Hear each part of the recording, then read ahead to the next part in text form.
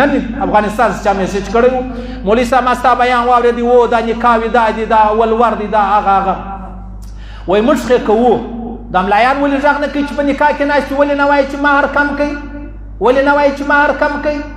ما ورته صحیح نو خبرې څه ډېرې نه کوي ما ویل ټوله به جهنم لره ځي اول ملایان تی په پسې خبره خلاص دا خبره خلاص زه ستا سره دلایل ووایم پر دې خبره اوس په نن عصر کې زنا اسانه ده نکاح ګرانه ده چمن والا چې حج لره ځي 15 لک روپۍ د حج خرچه ده 11 لک روپۍ د رواجو خرچه ده بیا د ګړیانې راوړي بیا مسلې راوړي بیا کیسه شروع کړې ده دا درواغ دی دا براډ دی دا دوکت ده دا چل دی دا ریا ده دا نم دی دا شهرت دی دا اسلام دی دوکه کړی دی اسلام پر فرض دی 15 لک روپۍ خرڅې کې پر رواج دی 11 لک روپۍ خرڅې کړلې از ما ملګری ما ته وایي مولوي صاحب واده و زما د ورور واده و وایي ما خالي په واده کې چې واده کې نه موږ خلک یې کوي خلک نو موږ ته خو نه دا چمن او څکزي خلک یې ډېر کوي وایي 11 لک روپۍ خالي ما د واده په ورځ باندې د خلکو سره ورکړي اشه مولوي صاحب دې څو ورکړي مولوي صاحب دې څو ورکړي چې نکاح پر ولاړه وه چې تا راغوښتی و هغه چې 2 ګنټې مخکې راغلی و هغه ته دې 15,000 ورکړي چې دغه یې دروغجن راغلی و ستا واده لره هغه ته دې 15,000 ورکړي دا ستا ترازو دی دا ستا ترازو دی چې د درواغو کتاب هم او د رښتیا کتاب تا په یوه تاله کې سره کښېښول دا دې ته څه شوی دې ته نم دې ته شهرت دې ته رواج دې ته عادت دې ته دوکه دې ته 2 نمبري چې د هغه ویل کېږي ځکه زموږ نکاح ګرانه شوه او چیش اسانه شوه زنا چې د هغه اسانه شوه نکاح ګرانه زنا چې د هغه اسانه شوه ډېر اسانه ده هر چا ته رسېږي خود به بیا خلک په زناو کې مبتلا دي الله رسول فرمایي بهترین نکاح هغه ده چې مهر یې کم وي بهترین نکاح هغه ده چې مهر یې کم وي او تاسو وایي ودونه وکئ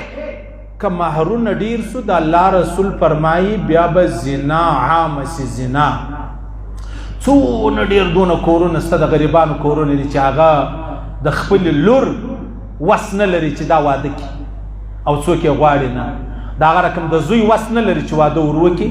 زوی وس نه لري واده ور وکړي بس نو رواجونه دي رسمونه دي ما درته ویل څو سپین سرې ژوندی دي هغه سفرې میاشتې راته عذاب کړه د هغه رقم دا نکاح هم راته عذاب کړې ده د واده په ورځ والله که یې د ملا مینه راګرځي والله که یې د شیخ مینه راګرځي والله که یې د پیر مینه راګرځي اصلي هغه خو موږ ګرڅه نه یادو بده خبره ده بده خبره ده 100 روپۍ که مې راکولې هغه بندېږي دا ورځ دوی وتلي دي بس نو سر مه خلاصوه سوچ مه کوه فکر مه کوه لوی شیخ الحدیث به یې شیخ القرآن به یې مفتي به یې کال تبلیغ کې به یې وخت لګېدلی سپین ږیری مشر به یې بس کور والا به د ډمتوب مشري دریا دا وایي نجونې دې کښېنولي دي طرز دا ورښایي دا خبرې چې د الله رسول فرمایي د الله رسول فرمایي زنا عامه زنا عامه عامه عامه نن عصر دی چې د مور سره هم د زنا والا د انا سره هم والله ما ته پته د ځا سړی هم پېژنم چې د خپل انا سره ډېر زه والله العظیم شرمېږم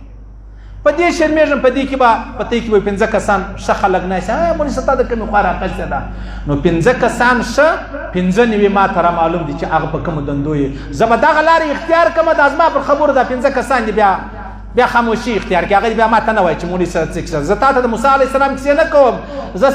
ستا د کور کیسې کوم د کورنۍ کیسې درته کوم والله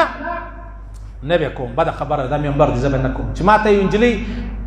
میسج راوه ټلیفون یې راوکړ چې ما ته څه ویل ما صحیح ده ټیک ده یار پروا نه لري نو خبره دادا عزیزانو د الله رسول فرمایي زنا به عامه سي چې زنا عامه سوه خالي بیا زلزلو ته ګوري خالي زلزلو ته ګوري